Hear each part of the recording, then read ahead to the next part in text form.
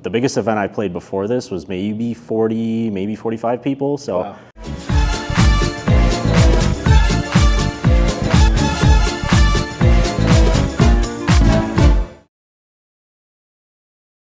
Hey everyone, welcome back to the channel. It's Aladdin's Castle. Today I am here with Tomasz, who got top 4, third place at the Lorcana Challenge in Chicago, hosted by PPG just last weekend.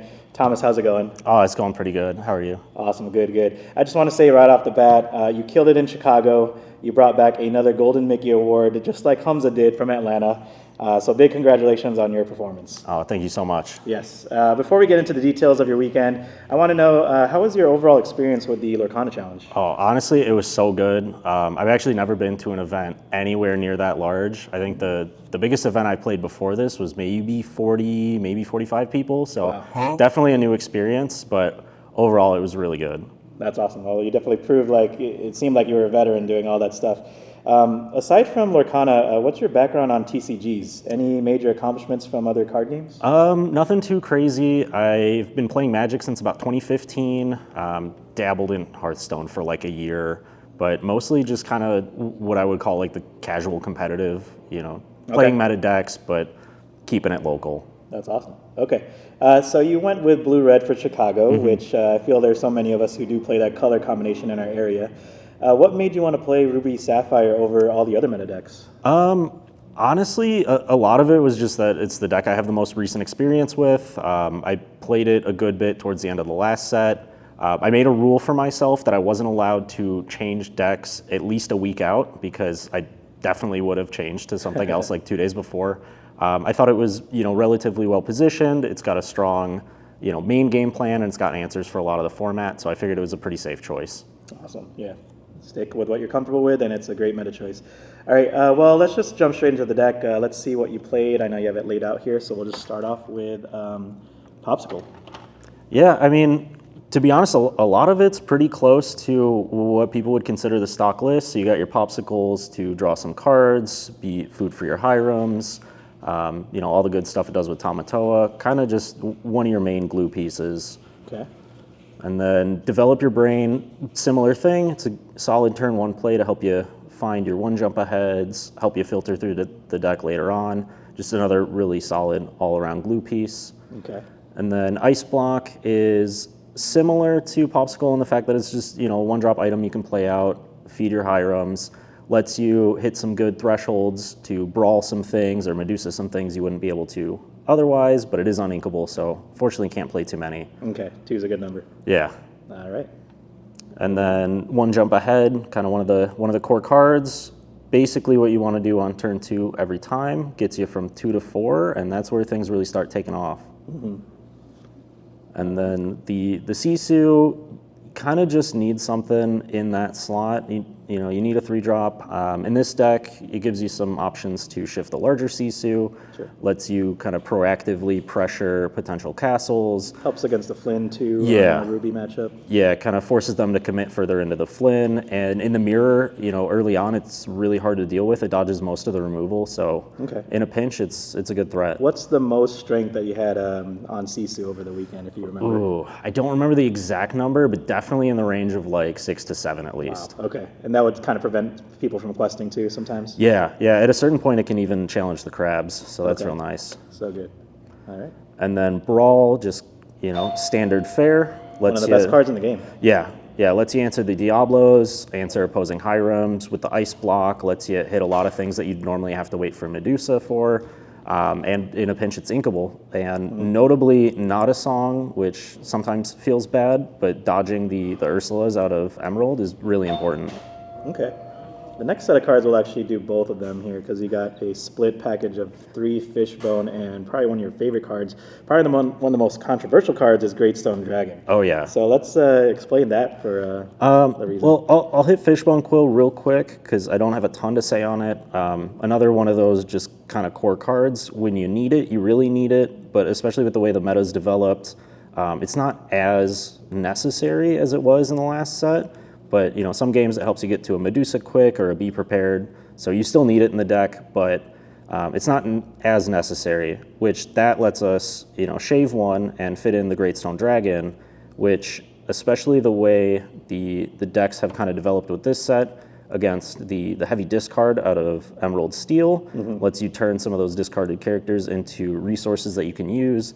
In the mirror, you're trading off fighting for your Hyrims, get to turn that into ink. Just having a way to generate more ink without burning cards in your hand is really strong in the meta right now. It's a bit slow, but it gets there eventually. So your reasoning is aside from the Bucky discard decks, it does play into like the Steel matchup too, where they just get rid of your characters, so you can kind of just field it with the Great Stone Dragon. So it has multiple uses. Yeah, I'd say actually probably one of the highlights from the weekend is playing a Great Stone Dragon. Not even on 3, it was off curve, played it on like turn 4 or 5, and my opponent just untapped, looked at their hand, looked at it, and we're like, all right, I guess I have to Judy it. Played it Judy and popped it, and wow, okay. Let me dime away the game. Okay, make people play kind of awkwardly too, because they're like, I don't want you to get that extra ink, and yeah, that's pretty awesome. Yeah, oh yeah. Nice. All right, moving along. Hiram, I don't think there's too much to say about him. He's just good value, draws a lot of cards, very threatening on the board. Just kind of one of the best cards in the game right now. Yeah, got it. All right, another 4 costs here. Yeah, Gramatala wasn't seen a ton in the last set. I think people would play like 2 or so. Now that How Far I'll Go has picked up in relevance, having a solid body on 4 to sing that's really good. Sure. Having a 4-drop to play after you 1 jump ahead is really solid. Keep stuff churning in the mid game. It's found its place as just another glue card, and it does what it does. Okay, yeah. Speaking of which. Yeah, and then next is How Far I'll Go. This card, I think, took a little while to pop up on people's radars. It was really strong last set, and I think it's only gotten stronger. Being able to, kind of get the best of both worlds of the 1 jump ahead and develop your brain. Sure. Getting to advance your ink while staying even on cards is really strong in the mirror. Really good against the Emerald decks. Just all around a really strong card. If it was inkable, I think I'd be playing 4 in every deck, like no questions asked. Got it. Okay, that explains the 3 ratio there. Yeah. Okay, cool. Moving on. Maui, another card that's been around the whole game, just a really solid staple. Good removal spell, and kind of feeds the Great Stone Dragon. Forces some awkward considerations for opposing Hyrims, and is your best way to pressure a Queen's Castle. Got it. All right, on to the 6 cost here. I see 4 Madame Medusas. Yeah. Why the playset? I know, some people were trimming some to play Tremaines. I think just having kind of the straightforward utility of the Medusas is where I wanted to be. It's proven itself to be a really strong card in the format, hitting everything from Robin Hoods to Diablos to opposing Tremaines. I decided it's what I was used to, and I thought it still had a lot of targets, so I didn't want to deviate from 4. Okay. Did you ever feel like you wanted a Tremaine during certain matchups, or even like a B King Undisputed card? I mean, there were definitely spots where it would have been nice, but I think on the whole, having the Medusa over the weekend, definitely it paid for itself more than a Tremaine would have. Okay, awesome. Alrighty, and then on to some people's favorite songs. Yeah, be prepared. At this point, I think it's pretty common to see 2 or 3. I know when this deck was developing at the start of the set, people were cutting them completely or only going to 1. Kind of as things have settled down, it's just a card that when you're in the mid game, especially against the discard decks, you just really want to see it off the top. So I wanted to make sure I had enough that if 1 got discarded, I still had some to draw to. There's a lot of games where even though we have Sisu now, Be Prepared is the only thing that's going to clean up. Right. Awesome. All right, one of your win condition cards here. Yeah. Lucky Dime definitely has kind of changed how this archetype works. I mean, it was a menace last set, but now having even more big bodies in the Sisu, it's just a great way to effectively have almost like rush lore. You put it into play, and they always have to do kind of the mental math of how much you could potentially have just based on your cards in your hand. And certain matchups just can't deal with it, like Ruby Amethyst. So it's Ruby Amethyst can't deal with it. The mirror has a lot of trouble with it. And I mean, a lot of the answers outside of Steel, even if they do deal with it, you can always get it back with Tamatoa. So nice.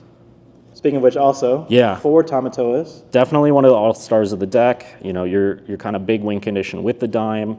In the later games, you can set up spots where you have a ton of items in play. drop it, and then immediately get, even up to like 6 or 8 lore off the lucky dime in kind of the grindy discard games. Even just using it to recycle popsicles a couple times and draw those extra cards is really good. And a 5/8 body is just really big too. Yeah, very hard to deal with. Oh yeah.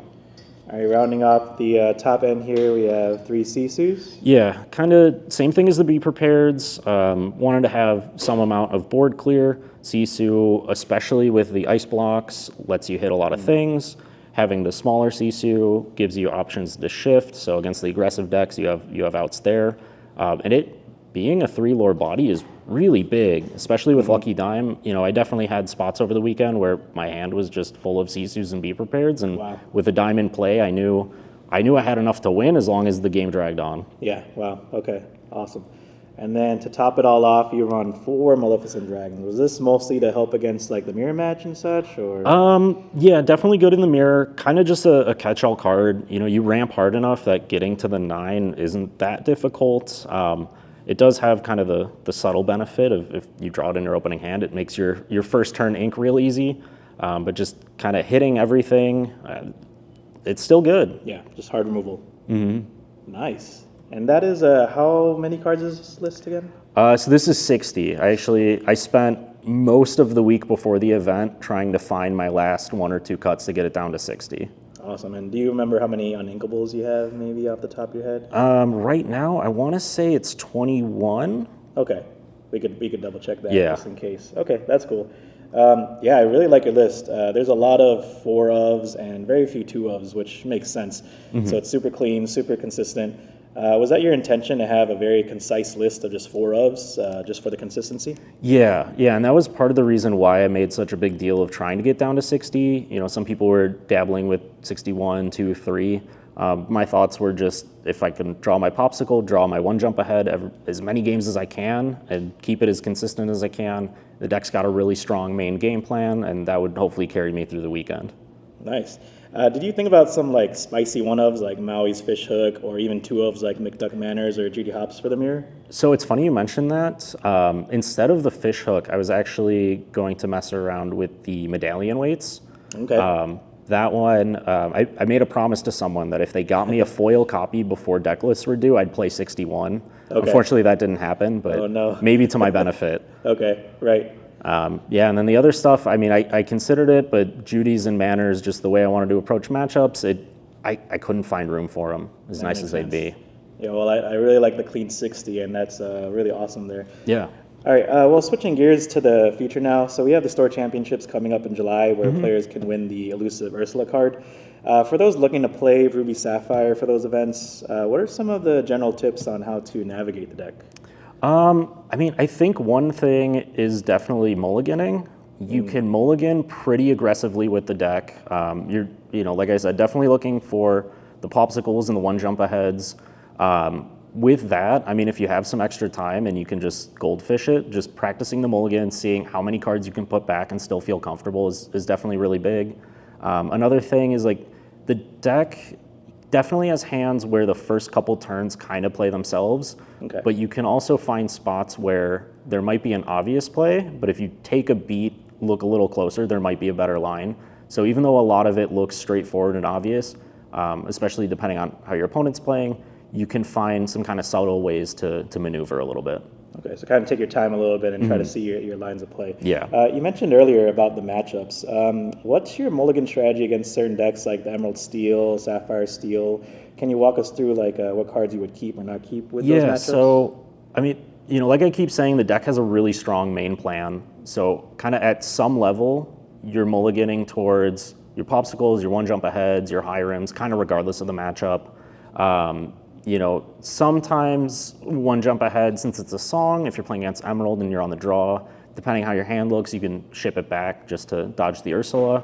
To be honest, I mulligan pretty aggressively with the deck, so there's not a ton that I keep. Okay. If you're against an aggressive deck and you really need the Fishbone Quill, or you're really going to need to find a way to get to Sisu, you can keep that stuff, but unless you have kind of your nut draw, you can throw a lot of cards back. Okay, so mostly you'll have the same game plan against most matchups. Maybe Emerald Steel, you'll try to search for your Flavisham also. And try to get your draw power out. Yeah, I'd say a lot of it is more just kind of being judicious with what you're inking as opposed to kind of mulliganing differently. Okay, yeah, all useful tips there.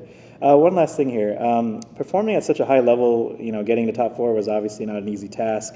Going through, like all the incredible talent and highly skilled players there. What are some general tips as a player that you can give to those looking to elevate their game to mirror the results that you did in Chicago? Yeah, I mean, as far as the event itself, I think the way I described it during the weekend was just like talking to my friends. My main focus was the vibes. If I was having a good time and I could keep having a good time, that mindset really helped. I mean, especially when we were in Top Cut, you could tell some people were really anxious. It was really getting to them, and I just tried my best to kind of stay in chill mode. Okay. And I mean, as far as like preparing and stuff, you can only do so much, and you can't really beat yourself up for having a bad round. So honestly, for me, the biggest thing was the mindset. Okay.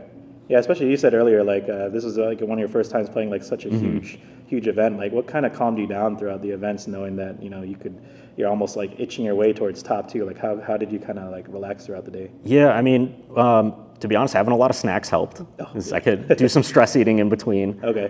Just kind of focusing on each round at a time, not really stressing too much on my results.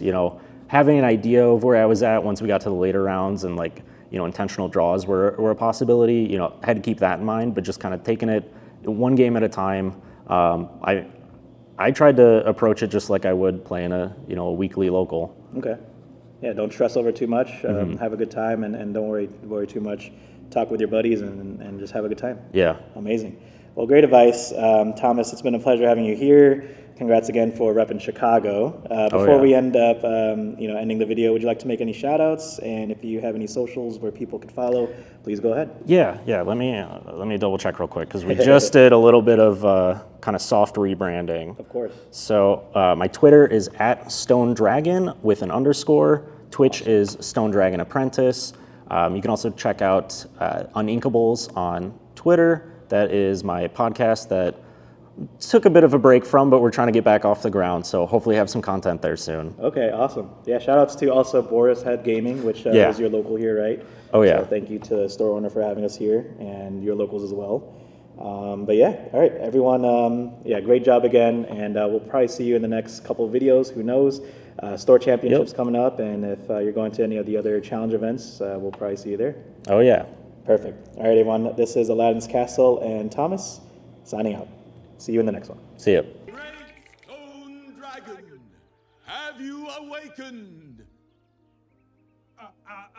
Yes, I just woke up. I am the Great Stone Dragon. Good morning. I will go forth and fetch Mulan. Did I mention that I was the Great Stone Dragon?